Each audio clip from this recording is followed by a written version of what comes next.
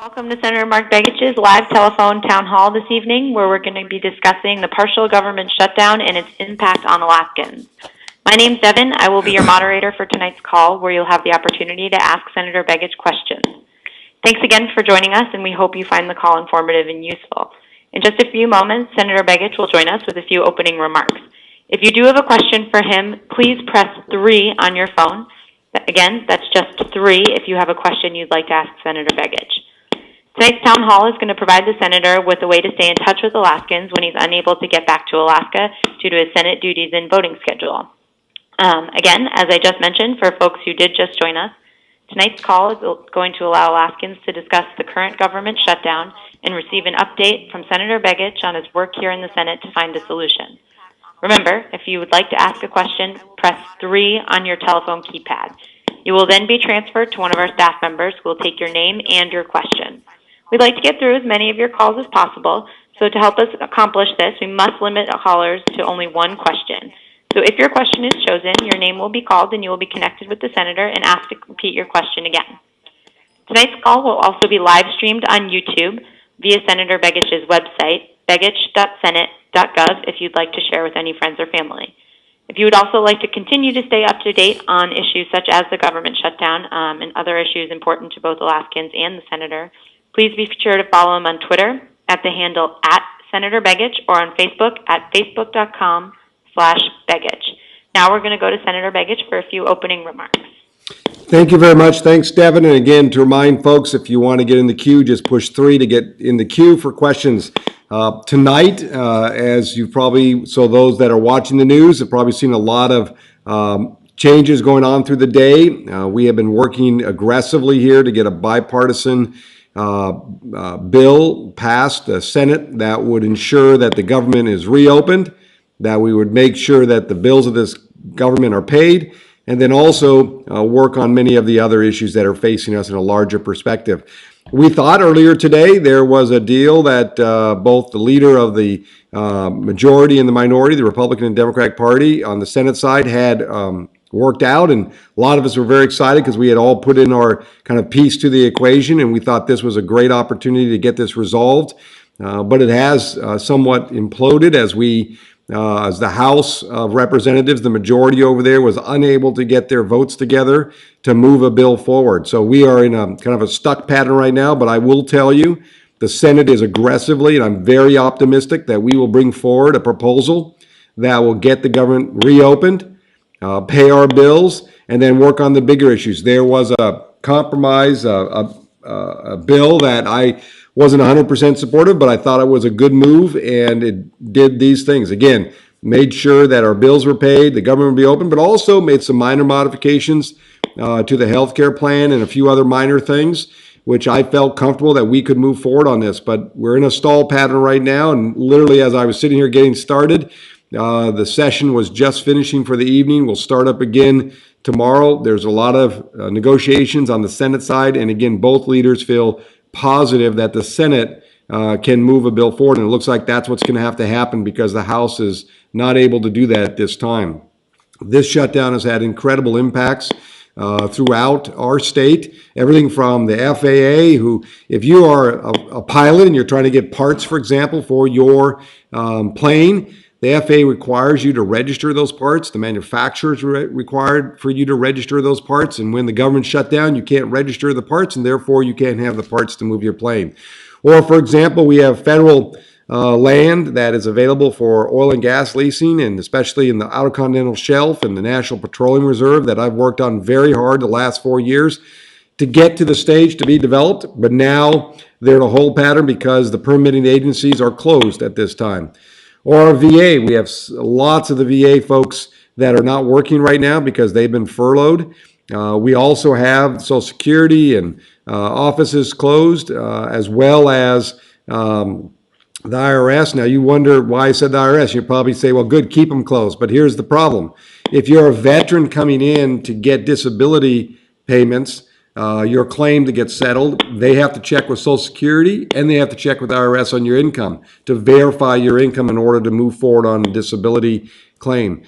So we're hopeful that we'll get through this, and I'm, again, very optimistic today compared to maybe a couple days ago where it was just pretty much doom and gloom. But there are some challenges. We just heard tonight that the one of the big rating agencies that rate the federal bonds, as well as local bonds, city bonds. If you're in a city that had an election just recently and have some bonds that are going to be sold for roads or schools or a library, for example, what that means is that cost of that bond is going to go up, which means property taxpayers will pay more. So we have to get this resolved so we get on with the bigger issues that are facing this country and the long-term budget solution. Whatever we come up with is not going to be right away a long-term. I know that. It's going to be just a couple months, giving us time to work out a long-term solution to our budget. So we are aggressive, and literally it is a little after 10 o'clock here right now in Washington, but people are still working, trying to get to a final decision. We are very close on the Senate side. It's the House that is now the problem, and today they were unable, in last minute, matter of fact, they had a caucus meeting ready to go, and the net result is it imploded, and there's a lot of debate over there still going on. So I'm hopeful, because we need to get this shutdown done. We have so many things in front of us, and the last item I'll mention is I had a hearing last week, and if you recall, we had the issue of the Alaska crab fishermen unable to go out. Today was the opening of the crab fishery. Because we don't have the NOAA, the agency, open, we are unable to get their permits and quota for them to move forward. So we have to get this because it's affecting families and small businesses, individuals. It's not just about government workers. It's about all these businesses that work in conjunction with the federal government, or they're near a park that's now closed. They have a hotel or a restaurant or a coffee shop. All these people are getting impacted. So we're going to work double time, whatever it takes. I wish I was back in Alaska right now. This would have been our normal recess, but we have work to do here, and I'm glad I'm here trying to do everything I can as your Alaska Senator trying to make a difference. Let me go right to the questions, and again, remind you that push 3 to get in the queue, and we'll try to get through them as quickly as possible. First question. Okay, our first question is from Mr. Garcia, Mr. Ramon Garcia in Anchorage. And go ahead, Ramon, you're live with Senator Begich. Ramon?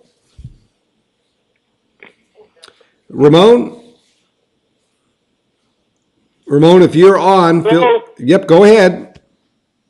Yeah, I'm a government employee. I'm wondering if I'm going to get paid.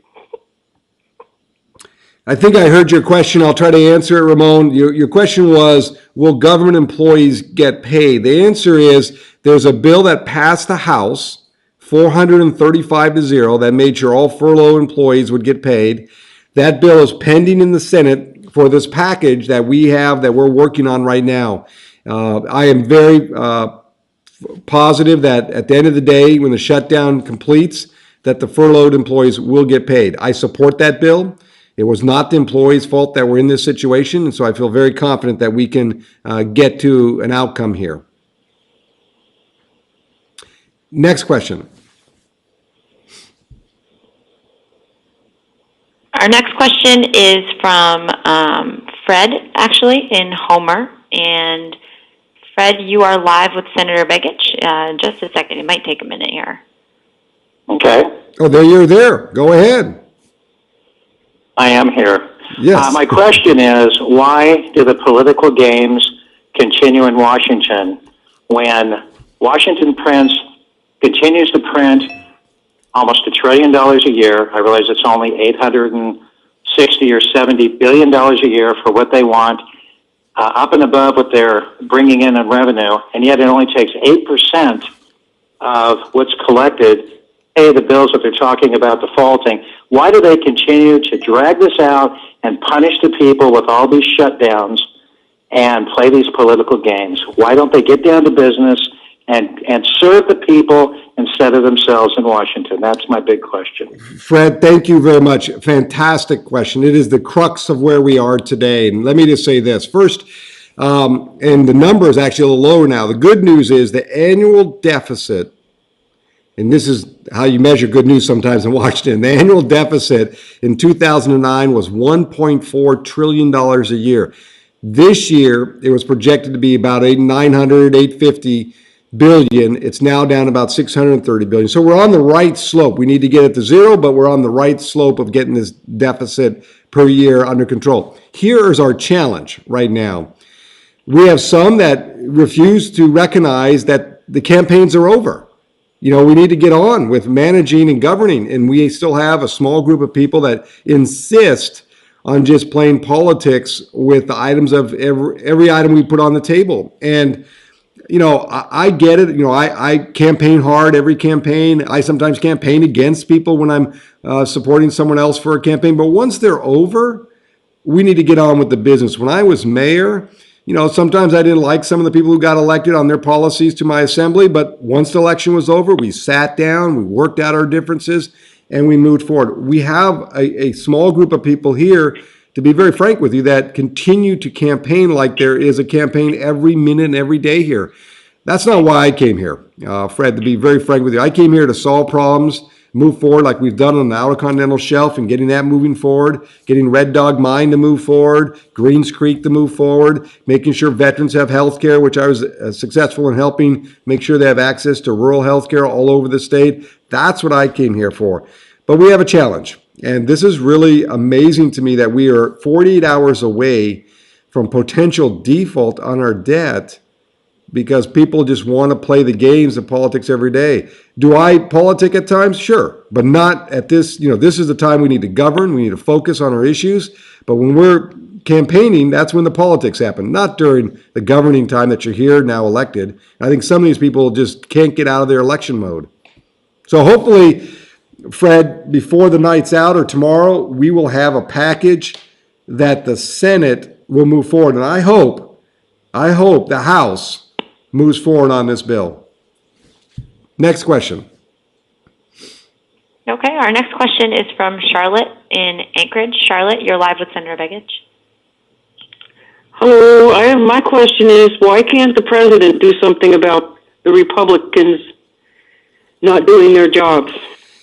That's a great question. I think, Because let me try to answer it. I think, you know, each politician comes here, you know, there's 435 House members, there's 100 Senate members, and the president and vice president. Each one comes with passion and views on what they think is the right decision.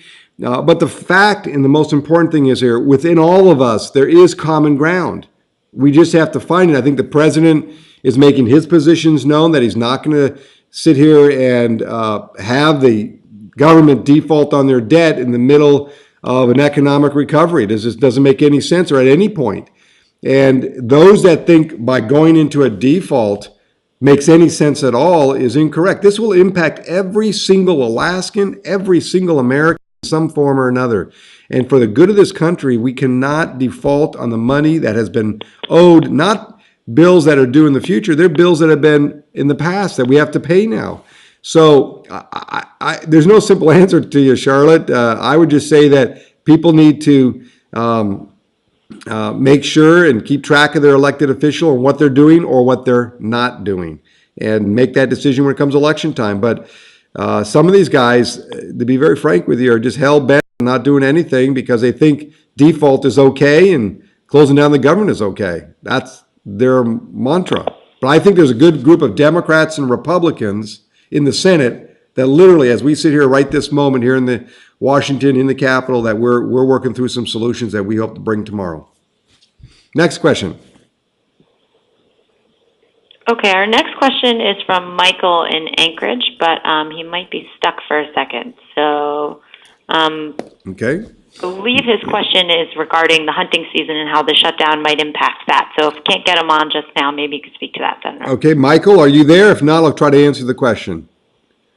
I'm here. Can you hear me? Perfect.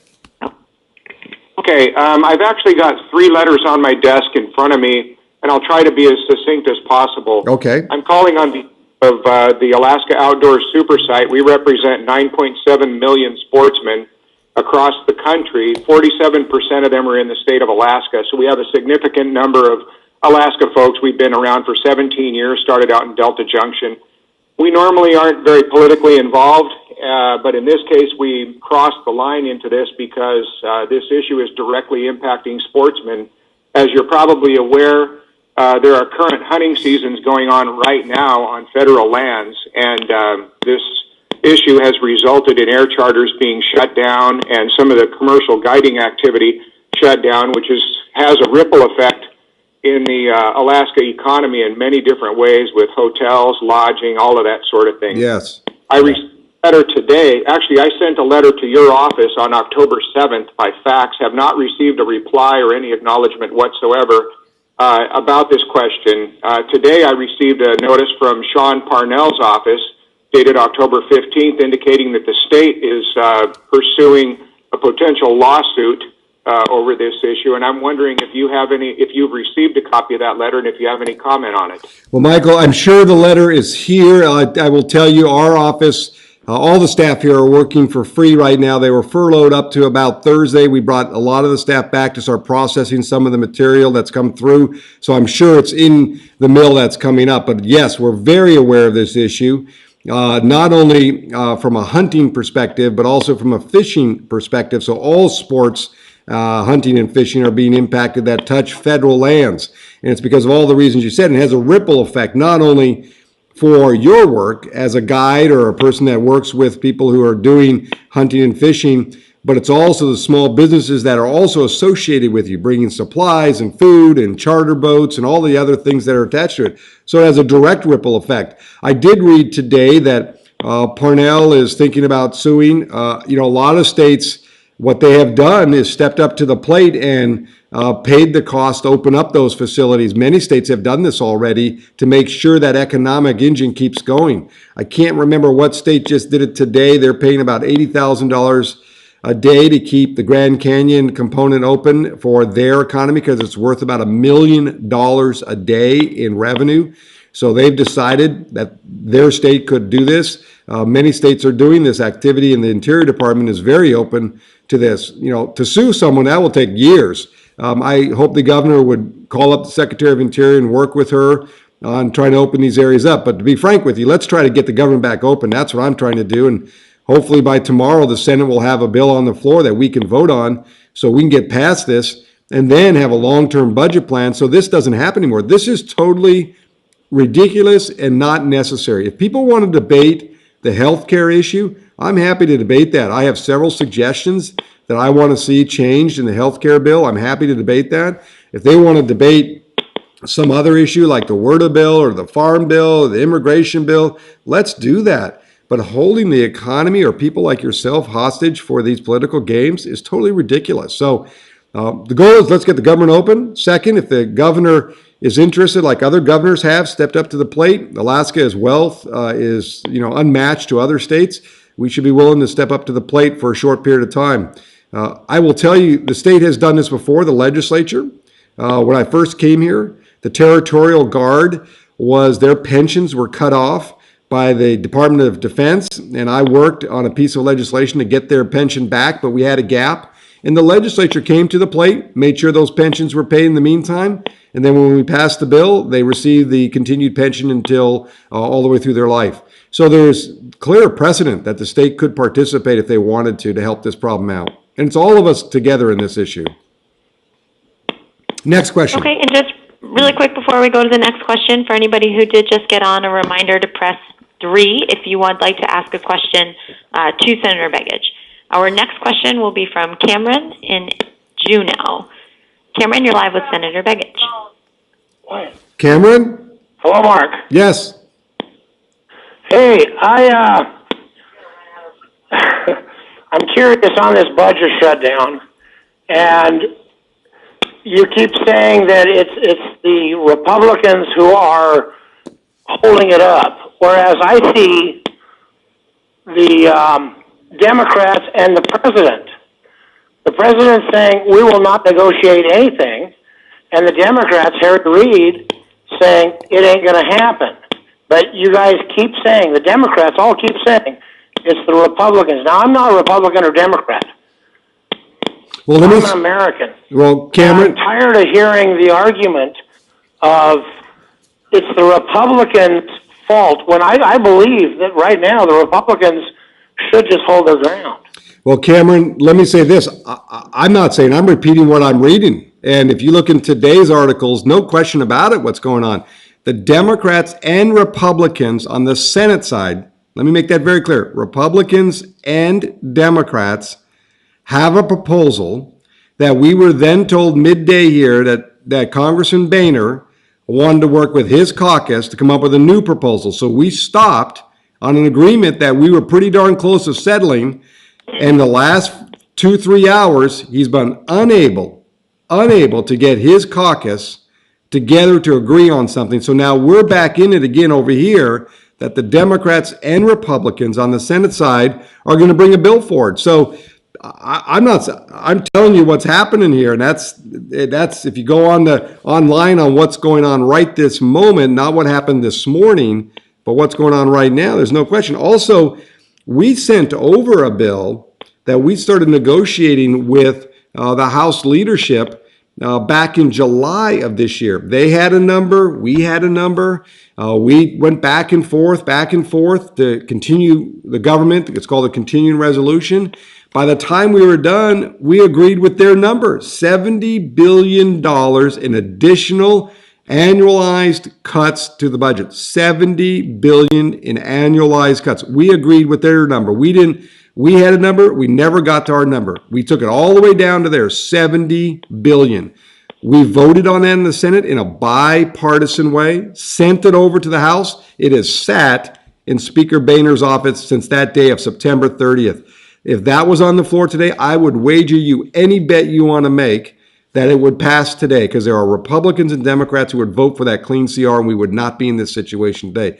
He refuses to put it on the floor. He always has this new scheme. The last scheme was he wanted to hold health care up. Well, that didn't work out so well. Then he had some other plans. That didn't work out. Then today they had more schemes, and it all fell apart. So we've decided on the Senate, it's time for us to go back into the drawing board again, and we're going to bring a proposal. We're darn close on it. So I'm not blaming the Republicans across the board. I'm blaming one faction within the majority of the House over there that refuses to move forward. But the Senate Democrats and Senate Republicans are working together here, especially the moderates. We're all working together to bring a solution forward, and we're pretty darn close, and we're going to bring it. But we have already done $70 billion in annualized cuts in this next budget year. Next question. Our next question is from Janet. Janet, you're live with Senator Begich. Hello. Yes. My name is Janet. Yes, Janet. I would like to know why you voted for Obamacare. Well, Janet, when I campaigned, I talked about a lot of issues. I talked about families should not be denied. And I didn't vote. That's fine. If you didn't vote for me, it's okay with me. There's people who voted for me who didn't vote for me. But let me make sure I answer your question, and that is very simply, when I ran for office, I said we got to get rid of this issue about pre-existing condition denials, that people were getting denied and kicked off their insurance policies because of pre-existing conditions or conditions they had once they were on health care. I wanted to extend the health care coverage to kids for their families to cover them up to the age of 26.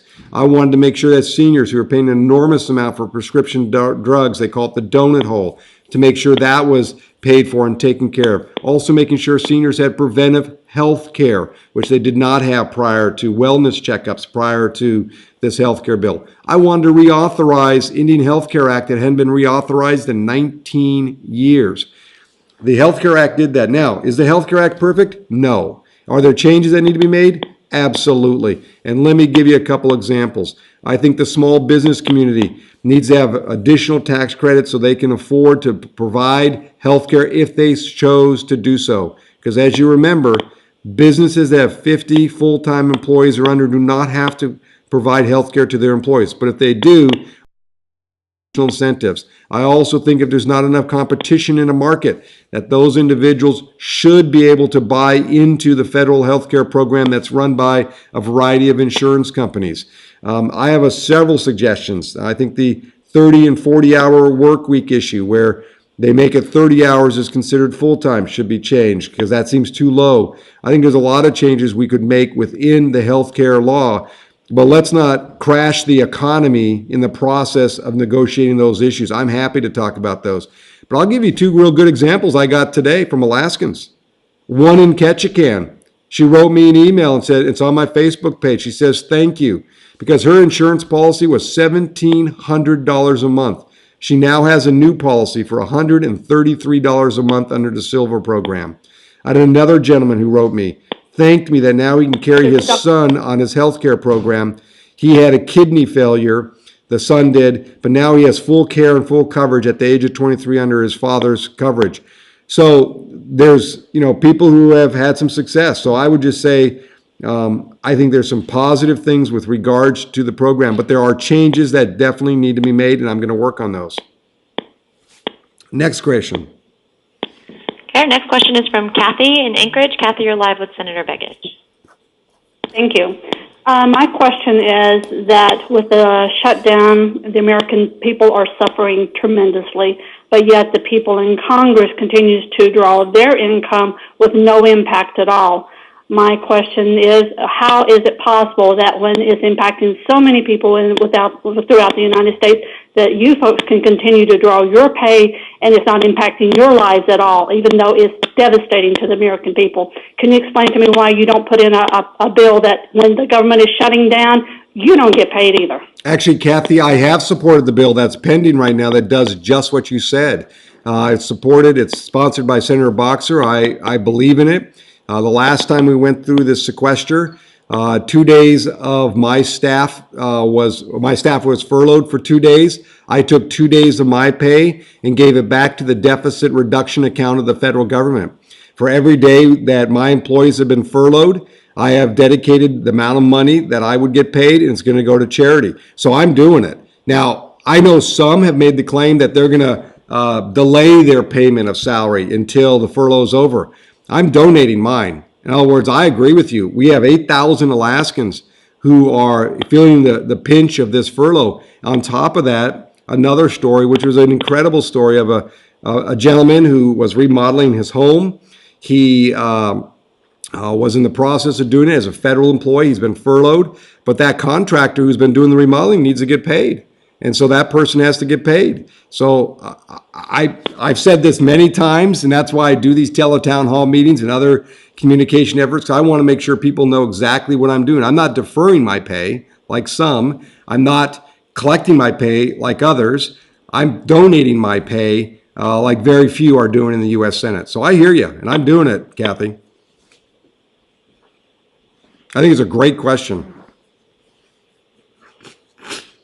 Okay, our next caller is just stuck for just a second while our system catches up. A reminder to folks who may or may not have just jumped on to press 3 if you have a question for Senator Begich. And if for any reason you do get disconnected during the remainder of the call, just a reminder that it is being live cast on Senator Begich's YouTube page.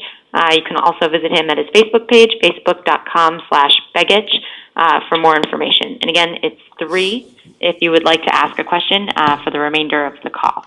Our system still seems to be a little bit slow, but I know that Kent's question was regarding how we avoid this crisis, again, from happening in early February, if you'd like to speak to that. Sure. Is Kent on, or I'll go ahead and answer it? Let me go ahead. I am here, Senator. Oh, very good. My question is simply, when this package passed, what steps are going to be taken so we don't end up in the same situation when it comes up again? I believe that's early February. Yeah, that's the deal the Senate's working on, which would make the debt or the default issue be finalized in February. So if it comes up again, it'll be up again in February. Then our budget January 15th. But the most important piece of the Senate plan is that the conferees would be selected for the budget, and they'd have to bring back a plan by December 13th. Why is that important? Because that would give us a annualized plan, meaning all the way through the end of September of next year. So our fiscal year would have a full plan and a full funding plan. As an appropriator, I sit on the Appropriations Committee. We think this is important so we don't end up in this exact same position. But let me pause and say, there are some that would like us to be on this edge again where they try to leverage things. But I think, to be frank with you, Republicans and Democrats on the Senate side are just fed up. We cannot do this kind of budgeting every 6 weeks or 8 weeks or 9 weeks. It makes no sense. So we put some mechanisms in the Senate plan that we think will avert that possibility of another February showdown. Now, saying that, it doesn't stop a couple members from bringing this issue up again, but we think we have some mechanisms in the Senate proposal. And literally, as I'm sitting here, I just saw another bulletin that came across that indicates there's some real close, we're getting real darn close here on the Senate side, and that's a good sign. But thank you, Kent, for that question. Okay, our next question is from Kate in Soldotna. Kate, you're live with Senator Begich. Kate? Hello. Yes. If we cannot pay our bills and the government goes into default, what does that mean for our country? Well, first off, as you know, there's no other country like the United States when it comes to security and people who buy our bonds from around the world. They know it's a safe investment. It's one, our dollar is traded, for example. It is where oil across the globe is traded with U.S. dollars. Our dollar is literally the world reserve, and we have to remember that. It will have a ripple effect. When I think from a purely Alaska perspective, let me give you a sense of what this could mean. If we default on our debt, the cost of the federal government debt will go up, which means billions of dollars in more costs, which taxpayers will carry that burden. It means if you're selling bonds in a government, a local government, that cost of that debt will go up, which means property taxpayers pay more. If you have a credit card, that debt will go up. If you have a student loan or about to get a student loan for the next semester, that debt will go up. If you have a mortgage that you're trying to close, or maybe you've already locked in the rate, that's great. But if you haven't locked in the rate, that rate's going to go up. The stock market will definitely have a negative impact. So if you have a education account, a retirement account, anything of that nature, you're going to have a negative impact. And this could drag us right back into a recession. And let me make this very clear. In 08, 09, especially 09, we were in the depth of the greatest recession since the Great Depression decades ago. This could drag us right back into that. We have crawled out of this. It's not done yet, as we all know. It's fragile, but we have come a long ways. We have a stock market that was at 6,500. Now it's at 15,000. We have auto industries that are thriving. We have the lowest foreclosure rate on housing in 7 years. All of these things are good news for us, but this simple default, and I say simple because it could happen in a flash if we don't deal with this, will have a dramatic impact on every single Alaskan, no matter who you are, where you live, and what limited means you have or what a lot of means you have. You're going to be impacted. That's why we have to avert this. And I will do everything I can, stay here as long as possible to figure out what we need to do to solve this problem. Thank you for that question. Next question. Okay, our next question is from Trish. Trish, you're live with Senator Begich. Hello, Senator Begich. Salary increases are based on good performance in a job. What can we do to eliminate the salary increases that are being given to themselves there in Washington? Some kind of a performance something. I don't know what the answer is, but I would think that now would be a very good time to lay that out and start looking at that. Thank you. Thank you, Trish. Let me say, since I've gotten here, I haven't taken any pay raises. I've actually supported bills to eliminate any pay raises that may come about. But I do have a draft piece of legislation that I've worked with my staff, modeled after something similar we did in Anchorage many years ago. And that is, we should take the determination of how much you get paid, the benefits you get, and anything else that goes along with your job as an elected official in Congress out of the hands of the members of Congress. We should have that as a private citizen committee that reviews once a year, and whatever they decide, you don't get that till after your next election, meaning you can't have a raise during your time in office on your term. If you win re-election, whatever that new number is, that's what you get. But I'll leave it to a citizens committee. Now, I know my colleagues, I'll be very frank with you, Trish, my colleagues don't like this. They make some constitutional argument about, well, that's in the Constitution, the protection. The Constitution says that the salary of the member shall be paid. And the reason they say that is so there couldn't be legislation to take away your pay in total, because they didn't want the wealthy to subject the people who maybe have little means, who are serving in Congress, to be subjected to that. So my view is, yes, you get paid whatever that salary is when you got elected, but if there's any increases in the future or any benefit increases or whatever that might be, there's a private commission that's set up that sets those rates, and Congress has to adhere to that. That's what I would like to do. We did it in Anchorage very successfully, and it kept the politicians out of meddling with their own pay and benefits. And I think that's the right way to do it. But it's a great question, Trish. So I have a draft piece of legislation. Literally, for those that are watching me through live stream, it's sitting right behind me in this pile of paper in my desk here. I was reviewing it earlier today because I think the time is now. Okay. Next question. Our next question is from Tori in Sitka. Tori, you're live. Oh, okay. Hi, Senator Begich. Yes. Thanks for taking my call.